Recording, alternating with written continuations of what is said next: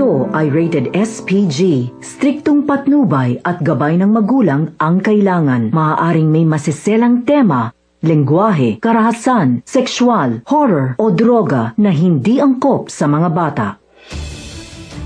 Kumusta mga kaseryanatics? Welcome back muli sa ating channel.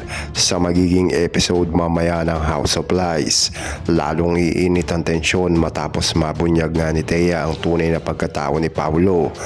Base sa inilabas na preview at mga eksena pinakita sa episode 80, haharap si Paulo sa matinding gulo. Habang unting-unting mababasag ang lihim ng mga matagal niyang itinatago, posibleng magsimula ang episode sa mainit na konfrontasyon ni Thea at Paulo. Dahil alam na nga ni Thea ang katotohanan, hindi siya uurong at mas magiging agresibo siya. Sa paglalantad ng mga sikreto, makikita rin ang matinding emosyon ni Paulo dahil alam niyang maaari na nga tuluyan na masira ang kanyang pangalan at pamilya kapag lumabas na nga ang lahat ng katotohanan. Samantala, malaking epekto rin ito kay Marge. Unti-unti niyang mapapansin na may bagay na hindi na sinasabi sa kanya noon pa man.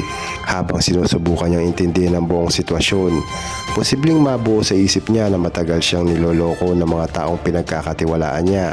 Dahil dito, maaaring magsimula siyang kumilos para protektahan ang sarili at ang kanyang pamilya. Magiging sentro ng episode ang tensyon sa loob ng pamilya Torrecampo.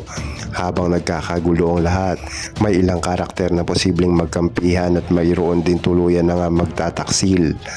Habang lumalalim ang alitan, makikita ng hindi simpleng away ang pamilya na mangyayari, kundi isang laban sa kapangyarihan at katotohanan. May posibilidad din magkaroon ng matinding eksena kung saan may haharap nga kay Paulo upang singilin siya sa lahat ng kasinungalingan niya. Batay sa takbo nga ng serye nitong nakarang episode, hindi malabong may isang karakter na gumawa nga ng desperadong hakbang upang pigilan ng tuluyan ang pagbagsak ng kanilang pamilya o negosyo.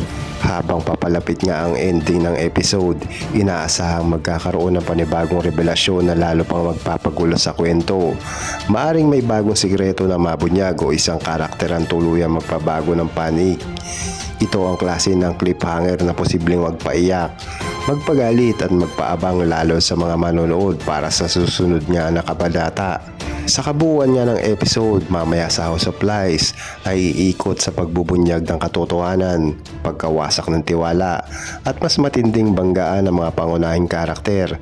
Habang lumalabas na nga mga sikreto, mas nagiging mapanganib ang laro ng kasinungalingan sa loob nga ng kanilang pamilya. Pero kung bago ka pa sa ating channel mga kaseryanatics, ay huwag mo naman kalimutan na subscribe, like and share para updated ka sa mga ganito kang mga serye. Marami pong salamat.